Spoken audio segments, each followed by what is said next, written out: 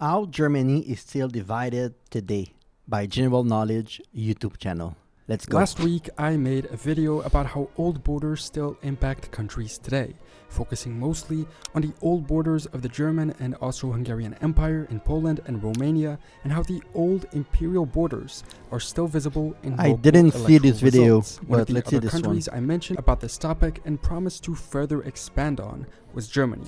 Germany has been divided various times throughout history, from the area occupied by the Romans, the semi-sovereign members of the Holy Roman Empire, or the member states of the German Confederation. But most of all, there has been one key moment of division in Germany, which is also the most recent one, and whose impact and effects are still visible today: the division between East and West Germany. I never truly After German understood this defeat in topic, World so War let's II, see. the former German Reich was dismantled. The Allies had invaded from the west, the Soviet Union from the east. They met in the middle, sort of, and separate areas of occupation were established, depending on where each side had invaded. The west was initially divided between a British zone, a French zone, and a US controlled zone, while the east was fully under Soviet control, Really? with the exception of the capital of Berlin, which followed the same model of division as the entire country. Eventually, the three western areas were joined, creating the Federal Republic of Germany, while the east was established as the Democratic Republic of Germany. Despite being influenced by the Allies, West Germany was for all intents and purposes independent, while East Germany was heavily under the Soviet Union's sphere of influence. And due to this reality, the two countries I have to apologize because it's not that I didn't know that. I know that. But to me, when I think about Germany these days, I think that the whole country is like one. But I feel like there's still multiple Germany in Germany, because I feel like different parts of Germany are so different from each other.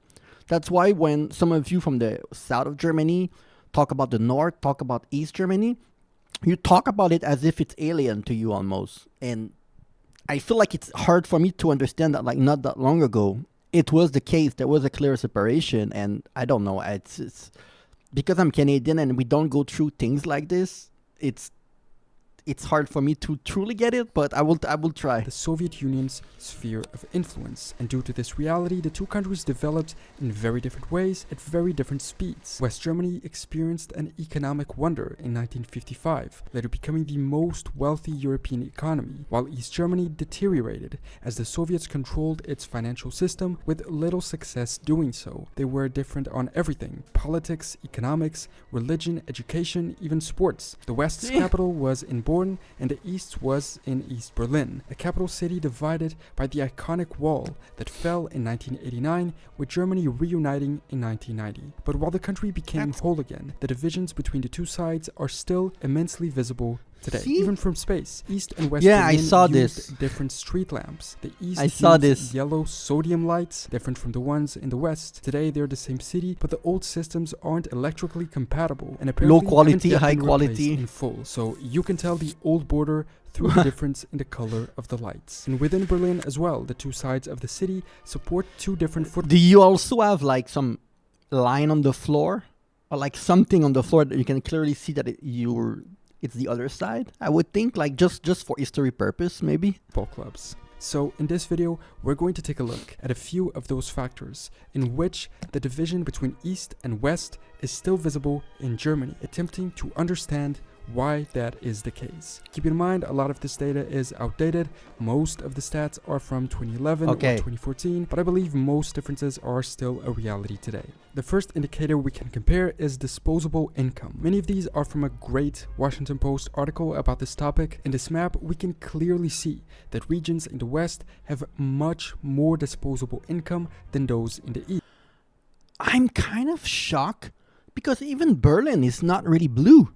And Berlin is the capital, and usually in a country, the capital is always the richest, like, part of the country. So I'm kind of confused.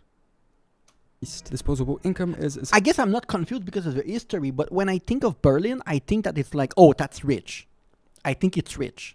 But I feel like now we see in Bavaria is really rich. Essentially how much money you have left after paying taxes. This has to do with two reasons. Like First, Munich. the different economic development we mentioned earlier. From what I could search, the industry in East Germany wasn't that bad. The problem is that it was mostly state-owned, along with the means of production. And so Oddly, reunification itself is another reason. After the fall of the Berlin Wall, East communist factories and companies suddenly became privatized, losing their former organization and also having to compete with their much more efficient Western rivals. Capitalism came too fast. Many Eastern German companies went bankrupt, and some regions never recovered from the shock. Until today, income levels are much lower in the East than in the West. This is also visible when it comes to unemployment rates. This research paper by authors John Hall and Udo Ludwig state that East Germany has a problem of persistent unemployment due to two factors. First, East Germany was less industrialized, and with unification, demand for East German labor declined. That's visible on this other map about the size of farms. East German farms are much larger, perhaps a sign of a more rural economy, which is less and less prevalent in developed countries. Damn, my brain is former Eastern blown companies right now. were privatized, and when they were, they moved their HQ to the West, therefore hiring more people in those regions. This economic situation might be one of the consequences of the next stats that show a difference between East and West demographics. The percentage of young people among total population is much higher in the West. This might be because people, understandably, move to where there is economic opportunity and a possibility to have a good job and make a good salary. But it's not just the younger population that think life is best in the West. The gross average pensions are also higher in West German states. Population density itself, in general, is also more concentrated in the West, likely for the same reasons. The GDP per capita is clearly highest in the South and West and lower in the East, with the capital city being an exception. And the percentage of foreigners in East Germany is also much lower, perhaps for the same reason. A lot of people move to Germany to work and find good jobs that aren't available in the country. Damn! Okay, Berlin is kind of an exception because I was always under the impression that Berlin was like rich. And when you look at the map, it seemed like Berlin is the only city that has anything going for her in the east side of Germany.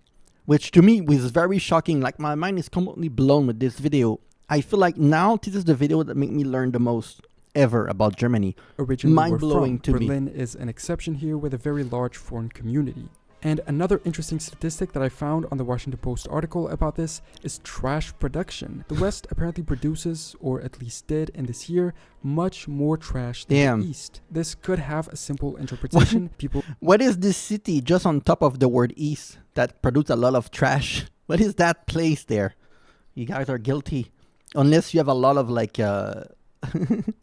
manufacturer things going on. In the West make more money, therefore they consume more, and because of this they produce more trash. But it could also be something cultural, although it's odd since the environmental concern is higher in the West. Perhaps it still has to do with agriculture and the fact that there are many more farms in the East. Perhaps more people still live off their land and therefore don't have the need to produce trash by buying many products. Also maybe having the possibility of composting in their farms, but again, this is just a guess. From all the factors I could find about the differences between East and West, East Germany only had better results than the West in two of them. The vaccination ratio of the flu. The Soviet Union famously had a large immunization program throughout its sphere of influence / puppet states, and East Germany was no exception. And also childcare. The amount of people whose children get to have full-time childcare up to 2 years old is much larger than in the West. Perhaps also a remnant of certain Soviet social care policies. Not to mention the fact that housing is cheaper in the East as well as the general cost of living, but considering that unemployment is bigger and salaries are lower, it might end up being the same as the West and not necessarily an Eastern advantage. I'm like kind of surprised that a country as like prosperous as Germany cannot find a way to make the East like prosperous. Not necessarily as most as the West, but like appealing to people, because it's a pretty big landmass, and Berlin and around Berlin is so like known.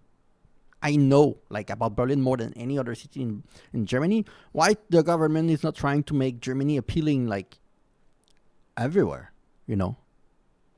It might end up being the same as the West and not necessarily an Eastern advantage. One other differentiating factor is religion. Germany is mainly divided in three main belief types, if you will: Roman Catholics, Protestants, and non-religious. The West is divided between Catholics and Protestants. The Southwest is mostly Catholic, while the North is Protestant. This has to do with historical reasons prior to the Cold War division, but the East, where these old historical differences were also visible, is now almost entirely non-religious. The reason why might be the fact that the Soviet Union did not promote religion, and even was against it in some ways. This is I mean, I'm not against the non-religious. I'm non-religious. I don't think being religious or not religious is what make you prosperous, but I'm more surprised by what are all these red dots. There's red dot like on the west, like of non-religious. What are these down? Are these like a rebel that came from the east that immigrated to the west? And it's like those kind of a small spot. invisible in other religions. And I'm curious to know those red spots, if they are like people from the east that immigrated to the west, are they able to rebuild? Are they as wealthy as the rest of the area or not? Because that tells me a lot about how effective the government is. shows us the distribution of Muslim mosques throughout Germany, and there are almost okay. none in the East. This is also likely related Wow. to the fact that most immigrants are in the West, as we saw earlier, and the biggest immigrant community in those Western states are Turks, while the most common in the East are Really? Polish, but still then they would be Catholic, Turk. and they are mostly non-religious. And these religious and cultural differences, among other things, like all of the social economic factors we just saw, are perhaps the reason why electoral results also differ between East and West. For instance, the Green Party gets much better results in West Germany. Fun fact, the difference between the lamps of East and West Berlin were apparently also to do with environmental concerns of the West even at the time, while extremist parties get more votes in the East, perhaps a consequence of the conservatism that was left after the Soviet Union. And finally, one other difference between East and Yeah, but the east is never going to win the election. There's not enough people. That's pretty much their doom. But I feel like you guys have terrible government. And you keep changing government anyway. I don't know what's going on in Germany. You cannot find your footing when it comes to how to govern the country. Even though you have like a million party on the ballot. It's so confusing how you guys are not able to find anything that you guys agree on.